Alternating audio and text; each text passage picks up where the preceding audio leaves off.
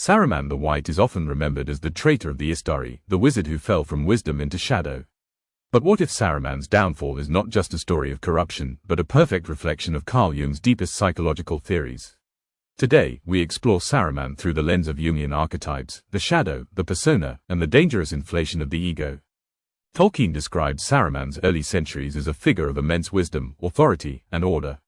In Jungian terms, this is his persona, the mask he wears to interact with Middle-earth. As Saruman the White, he embodies purity, leadership, and knowledge. But Jung warns, the persona can become a prison when a person starts believing the mask is their true self. Saruman's obsession with appearing superior, especially over Gandalf, becomes the first crack in his psyche. Jung's shadow represents the repressed, darker impulses of the mind.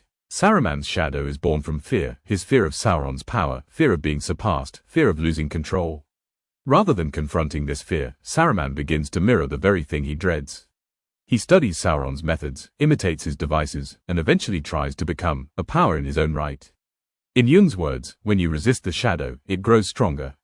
Saruman's resistance feeds his downfall. Jung warns that when the ego becomes inflated, it seeks godlike power. Saruman's shift from white to Saruman of many colors reflects this psychological rupture. He believes he understands the One Ring better than Sauron. He believes he can outplay both Sauron and the Free Peoples. This is classic ego inflation, the moment when a person elevates their intellect above morality, humility, and reality. Saruman replaces wisdom with self-worship.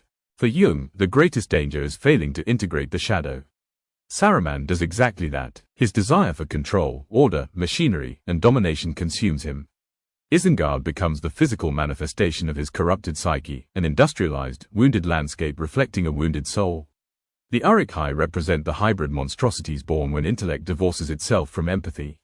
He becomes a servant of the shadow he wanted to master. Saruman's last true weapon is his voice, a fractured remnant of his old persona. It persuades, deceives, and manipulates. But it can no longer mask the truth. Saruman is no longer the white. His persona collapses. His ego collapses. His shadow devours him. In the end, Saruman dies in the Shire, a place he once viewed as beneath him, a poetic Jungian ending in which the rejected, humble aspects of life finally reclaim their power.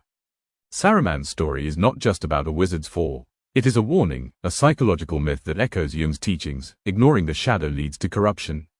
Worshipping the ego leads to destruction. And believing your persona is your true self leads to ruin. Saruman is the tragedy of a mind that knew too much and understood too little.